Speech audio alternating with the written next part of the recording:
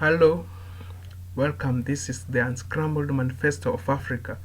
I'm Kogi Kitui, the author of the book. Today we are going to talk about war.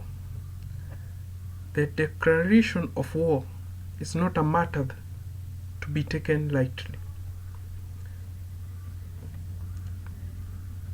I have always asked myself precisely, when is that moment that people finally decide enough is enough, so that they resort in making the decision to succumb to war?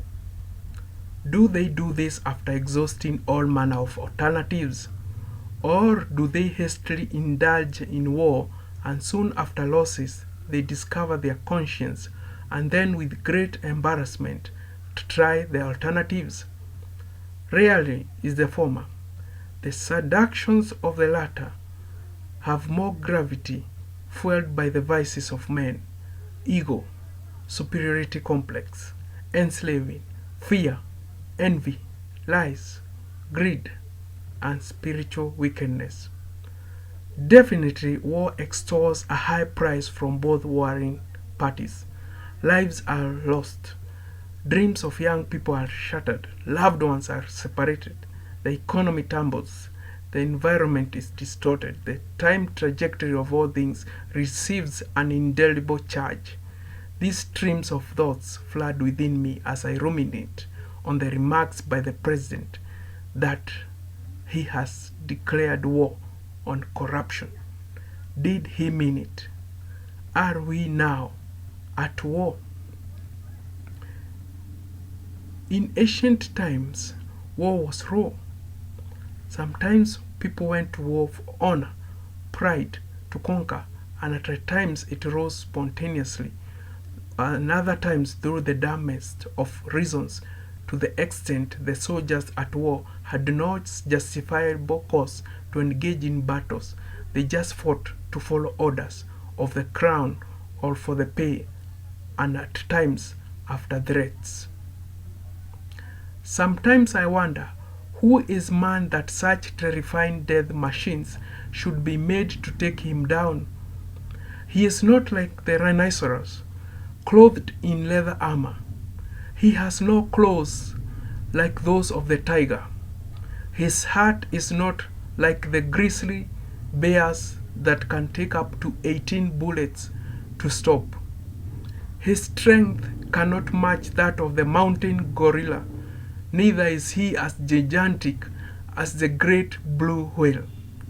Even his brain, which he says is superior, is devoid of sensory instincts to detect danger from afar.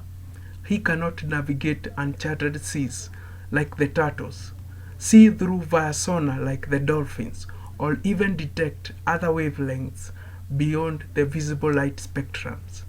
For he is just a man. Yet he fears his own kind too much, magnifies his anger, and he crafts a weapon that should utterly dismantle another, leaving no trace of existence. Boom! And the victim is vaporized into oblivion. Why is that? Back to corruption. When the president declared war on corruption, I took it very seriously, and the Rubicon had been crossed.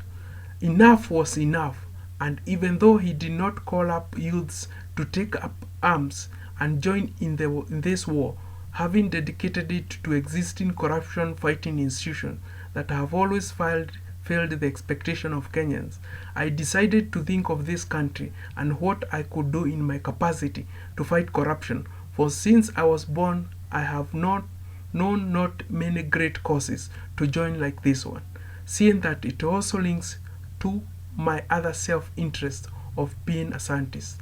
After all, corruption was the largest sink of money that can be directed to funding scientific research in solving humanity problems.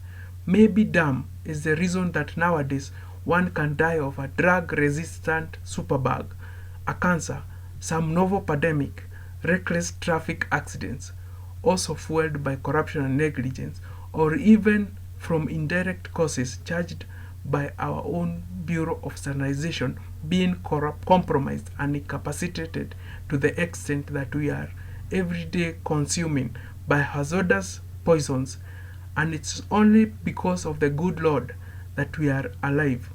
Dying while fighting corruption would be a worthy cause. Dying while fighting corruption would be a worthy cause. Thank you for listening to me. This is the Unscrambled Manifesto of Africa.